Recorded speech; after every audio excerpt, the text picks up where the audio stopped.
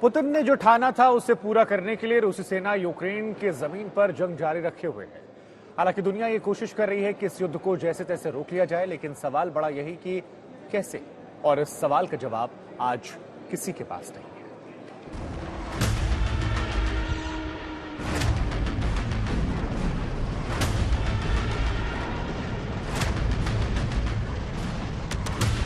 रूस को न धमकी काम आई,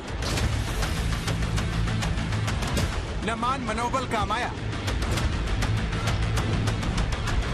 दो देशों की बातचीत भी अब तक बेअसर है। अब रूस ने यूक्रेन पर थर्मोबैरिक रॉकेट भी दागने शुरू कर दिए।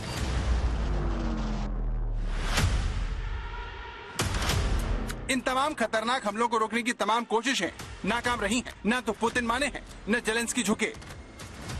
24 फरवरी को रूसी हमले के बाद पहली बार दोनों देशों ने बातचीत का फैसला किया था। उसका कोई नतीजा नहीं निकला।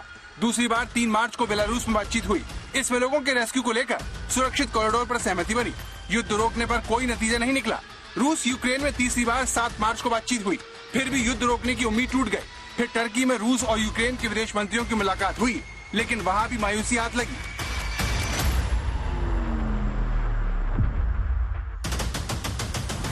और अब युद्ध 16वें दिन तक पहुंच गया है। सवाल है कि आखिर ये पेच फंसा कहाँ है। रूसी राष्ट्रपति ने कुछ शर्तें रखी। कहा संविधान बदलकर यूक्रेन तटस्थ रहने का फैसला करे, क्रीमिया को रूसी क्षेत्र के रूप में मान्यता दे, और ये भी कि डोनेस्क और लुहांस्क को यूक्रेन आजाद देश मान ले।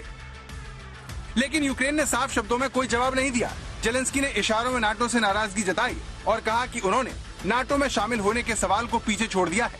वहीं डोनेस्क और लुहांस्क को मान्यता देने पर जेलेंस्की ने कहा कि इस मुद्दे पर बातचीत की जा सकती है।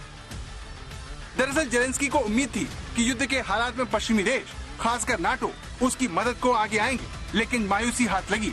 युद्ध का शिकार यूक्रेन फंस गया। यूक्रेन संकट में फंसा है। रूस दुनिया को आंख दिखा रहा है। अमेरिका, ब्रिटेन जैसे देश पाबंदियों के हथियार से आर्थिक शिकंजे का वार कर रहे हैं, लेकिन शांति सुलह की सूरत अब तक नजर नहीं आई। साफ है कि 16 दिनों से जारी हमले में यूक्रेन बिखर चुका है, लेकिन रूस को मुंहतोड़ जवाब देने का हौसला बरकरार है। वॉर को रोकने को लेकर जारी डिप्लोमेसी भी अब तक बेअसर रही है। अमेरिका आरोप लगा रहा है कि रूस यूक्रेन पर केमिकल अटैक कर सकता है, लेकिन रूस ने इसका खंडन किया है। यूएन सिक्योरिटी काउंसिल आज इस मुद्दे पर बैठक भी करने जा रही है। कीव से श्वेता सिंह, गीता मोहन, राजेश पवार और गौरव सावंत के साथ आज तक ब्यूरो।